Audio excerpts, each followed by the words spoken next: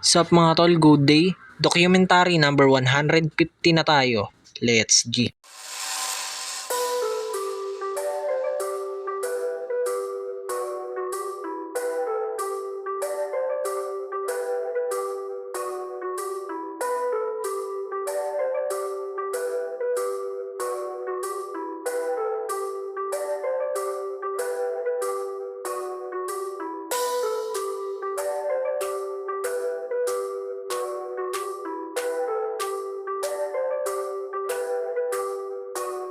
So yan, bumili ko sa tindahan ni Tito Bomski ng bigas tapos dilata na ulam. Then bumili ko dito sa gulayan ng gulay na pansahog. Yan mga tol, eto yung binili kong dilata kanina sa tindahan ni Tito Bomski. Then ayan na yung mga gulay, ready na. Yan, sinalang ko na mga tol.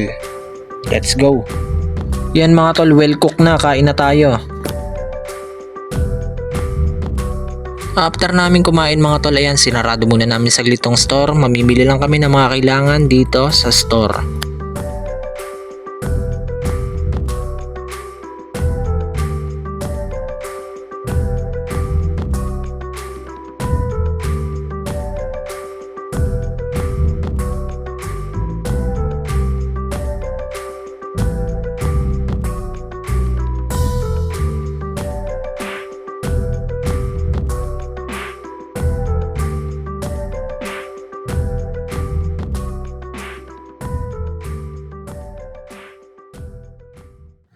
Mga ilang minuto lang pagdating namin dito sa store, ayan, sinimulan na namin gawin yung mga dapat gawin. Ito yung toka ko, taga Barnis, kaya ayan, sinimulan ko na.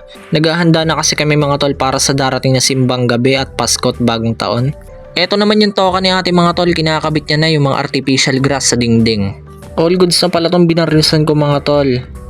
Dito yan ilalagay mga tol sa ibabaw ng lamesa, yung mismong patungan yan. After nun mga tol, uwi muna ako saglit ng bahay para maligo.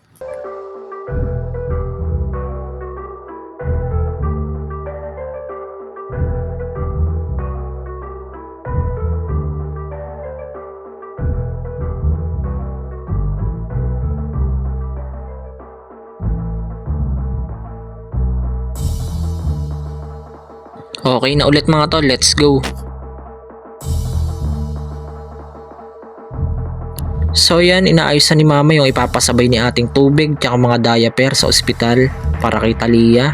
Ayan, dun muna ako didiretso bago ko sa store.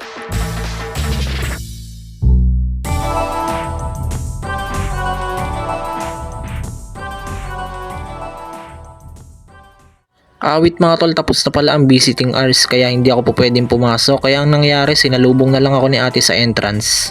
Yan, okay na, balik na ako ng store mga tol. So yan mga tol, sumabay pala si ate Eileen sa akin dito sa store. Iiwan niya kasi yung e-bike niya dito para i-charge. Mamaya ihahatid ko na lang siya pabalik doon.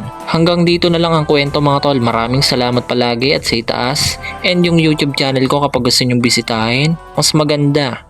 Syempre, advance thank you na agad.